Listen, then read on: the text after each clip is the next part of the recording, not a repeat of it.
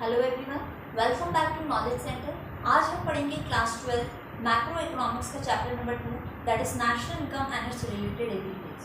अपने last videos में हमने डिस्कस किया था कि फैक्टर इनकम और ट्रांसफर इनकम क्या होती है, final goods and intermediate goods क्या होते हैं, as well as leakages and injections क्या होते हैं। आज सबसे पहले हम पढ़ेंगे अबाउट द नॉर्मल रेजिडेंट्स कि नॉर्मल रेजिडेंट्स क्या होते हैं और नॉर्मल रेजिडेंट बनने के लिए आपको किन कंडीशंस को सेटिस्फाई करना होता है। तो सबसे पहले देखते हैं कि नॉर्मल रेजिडेंट क्या होते हैं।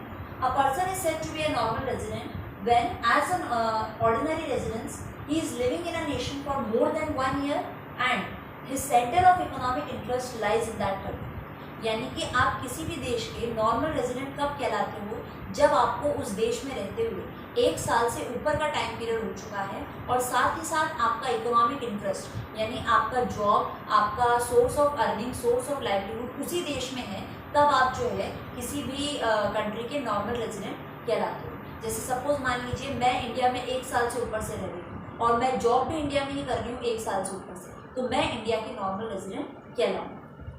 Now let's talk about citizenship. Citizen बनने के लिए, नागरिक बनने के लिए हमको कौन कौन सी कंडीशन सेटिस्फाई करना होगा। पहला है on the basis of place of birth. अगर आपका जन्म भारत में हुआ है तो जन्म से ही आप जो है भारत के सिटीजन कहलाओगे। दूसरी condition by some legal provisions. मान लीजिए अगर आपका बर्थ जो है वो भारत के अंदर, इंडिया के अंदर नहीं हुआ है, लेकिन आप इंडिया की सिटीजनशिप के लिए अगर अप्लाई करते हो और इंडियन लॉ अगर आपको अलाउ कर देता है तो भी आप इंडिया के सिटीजन कहलाओगे। मान लीजिए कोई कैंडिडेट है जिसका जन्म चाइना के अंदर हुआ है और अब वो इंडिया की सिटीजनशिप चाहता है, तो अगर वो लीगली अप्लाई करता है for the citizenship of India और इंडियन लॉ, इंडियन कानून अगर उसे अलाउ कर देता है तो वो इंडिया का नागरिक कहलाएगा। सो बेसिकली हम इसमें देखते हैं कि सिटीजनशिप जो है वो एक लीगल कॉन्सेप्ट है, क्योंकि हम इसमें लीगल प्रोविजंस को ध्यान में रखते हुए डिसाइड कर रहे हैं कि भाई आप सिटीजन बनोगे या नहीं बनोगे। लेकिन अगर हम बात करें रेजिडेंटशिप, तो रेजिडेंटशिप क्या है, एक इकोनॉमिक कॉन्सेप्ट है, क्योंकि यहाँ पर हम कौन सी चीज़ पर ध्यान दे रहे हैं कि भाई सेंटर ऑफ इकोनॉमिक इंटरेस्ट उस जगह पर है या नहीं। तो हम कह सकते हैं कि सिटीजनशिप जो है वो एक लीगल कॉन्सेप्ट है एंड रेजिडेंटशिप जो है वो एक इकोनॉमिक कॉन्सेप्ट है। Now, let's talk about the other conditions. A person may be a normal resident of one country even when he is a citizen of the other. मान लो कोई एक आदमी सिटीजन तो इंडिया का है, लेकिन उसी कंडीशन में, उसी साथ में वो किसी दूसरे देश का नॉर्मल रेजिडेंट भी हो सकता है। जैसे मान लीजिए मेरा जन्म इंडिया के अंदर हुआ तो मैं बाय बर्थ ही जो है इंडिया की सिटीजन हूँ, लेकिन अभी पिछले 1.5 साल से मैं यूएस के अंदर रह रही हूँ और पिछले 1.5 साल से वहीं पर मैं जॉब कर रही हूँ। तो सिटीजन तो मैं इंडिया की हूँ, लेकिन यूएस की भी मैं क्या कहलाऊंगी, नॉर्मल रेजिडेंट। यानी कि एक ही आदमी सिटीजन किसी दूसरे देश का हो सकता है और नॉर्मल रेजिडेंट किसी दूसरे देश का भी बन सकता है। Next is international organisations are not to be taken as normal resident of that country. International level की जो ऑर्गेनाइजेशंस होती हैं, जैसे WHO, world health organisation, ILO, international labour organisation, तो ये जो इंटरनेशनल लेवल की ऑर्गेनाइजेशंस होती हैं उनका मान लीजिए कोई ब्रांच या कोई ऑफिस इंडिया के अंदर लोकेटेड है, तो हम उन्हें इंडिया का नॉर्मल रेजिडेंट नहीं मानेंगे। नॉर्मल रेजिडेंट के अंदर हम दोनों चीज़ें लेते हैं, इंस्टीट्यूशन भी और इंडिविजुअल भी। तो अगर इस तरह का कोई भी इंटरनेशनल लेवल का ऑर्गेनाइजेशन इंडिया में मौजूद है, उसकी कोई ब्रांच, कोई हेड ऑफिस इंडिया के अंदर है, तो हम उसे इंडिया का नॉर्मल रेजिडेंट कंसिडर नहीं करेंगे। Now Indians working in them would be taken as normal residents of India. लेकिन उसी WHO या उसी ILO के ऑफिस के अंदर अगर इंडियन लोग काम कर रहे हैं, भारतीय लोग काम कर रहे हैं, तो उन इंडियन लोगों को हम नॉर्मल रेजिडेंट की कैटेगरी में लेंगे। वापस से सुनिए, जो इंटरनेशनल ऑर्गेनाइजेशन है उसको हम नॉर्मल रेजिडेंट की कैटेगरी में नहीं ले रहे हैं, लेकिन उसके अंदर काम करने वाले इंडियन लोगों को हम नॉर्मल रेजिडेंट की कैटेगरी में इंक्लूड करें। नेक्स्ट पॉइंट है हमारा officials, diplomats and members of the armed forces of a foreign country are treated as normal resident of the country to which they belong and not to the country in which they are employed.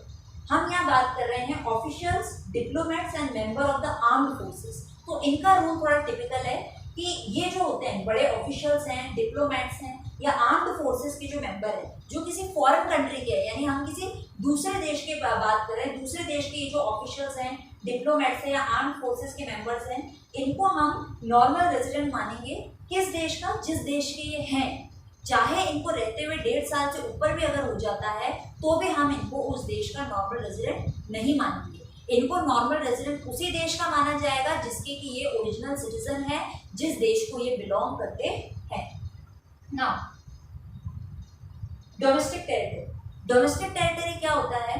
The political frontiers of a country inside और outside of the country. देखो particularly domestic territory क्या होता है? Political frontiers यानी कि जो आपकी political boundaries है देश, वो आपकी कहलाती है डोमेस्टिक टेरिटरी। वे बाउंड्रीज के अंदर या आउटसाइड आसपास का एरिया भी क्या कहलाएगा? आपका डोमेस्टिक टेरिटरी। नाउ अब डोमेस्टिक टेरिटरी के अंदर कौन कौन सी चीजें आती हैं उनको डिस्कस करते हैं। पहला है ships and aircraft owned and operated by normal residents between 2 और मोर कंट्रीज।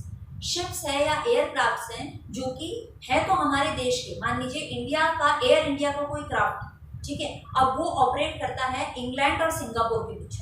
एवरीडे आना जाना है और इंग्लैंड और सिंगापुर के बीच में एयर इंडिया का जो क्राफ्ट है वो ऑपरेट करता है। तो वो जो एरिया ऑफ ऑपरेशन है वो तो इंग्लैंड और सिंगापुर के बीच में है, लेकिन जो प्लेन है, जो क्राफ्ट है वो एयर इंडिया का है, तो वो हमारी डोमेस्टिक टेरिटरी के अंदर ही काउंट होगा। नेक्स्ट है fishing vessels, oil and natural gas rigs and floating platforms operated by residents of a country in the international waters where they have exclusive rights of operation। इसी तरह से अगर कोई fishing vessels है या oil और natural gas की refinery है जो कि इंटरनेशनल वाटर्स में ऑपरेट करती है, लेकिन है वो हमारे इंडिया की, यानी कि जो ओनर है वो हमारा मतलब इंडियन ही है, तो वो भी हमारी डोमेस्टिक टेरिटरी में काउंट होगा। जैसे मान लीजिए कि कोई इंडियन है जिसकी एक ऑयल रिफाइनरी है इंटरनेशनल वाटर्स के अंदर, इंडियन ओशन के अंदर कहीं बीच में उसकी ऑयल रिफाइनरी है, ओनर है वो इंडियन है, तो वो हमारी डोमेस्टिक टेरिटरी का ही पार्ट कहलाएगा। नेक्स्ट पॉइंट है embassies, consulates and military establishments of a country located abroad. यानी कि इस तरह के जो फॉरेन कंट्री के एम्बेसीज होते हैं, कंसुलेट्स होते हैं, मिलिट्री एस्टैब्लिशमेंट्स होते हैं जो कि देश से बाहर है। मान लीजिए इंडिया के अंदर जापान का एम्बेसी है, तो वो है तो जापान, मतलब जापान का एम्बेसी है तो वो जापान की डोमेस्टिक टेरिटरी में काउंट होगा, ना कि हमारी डोमेस्टिक टेरिटरी। अगर हमारा एम्बेसी चाइना के अंदर है तो वो चाइना की डोमेस्टिक टेरिटरी में ना आकर हमारी ही डोमेस्टिक टेरिटरी में इंक्लूड होगा। So this was all about the conditions which are required for normal residents as well as the conditions which are required for domestic residents.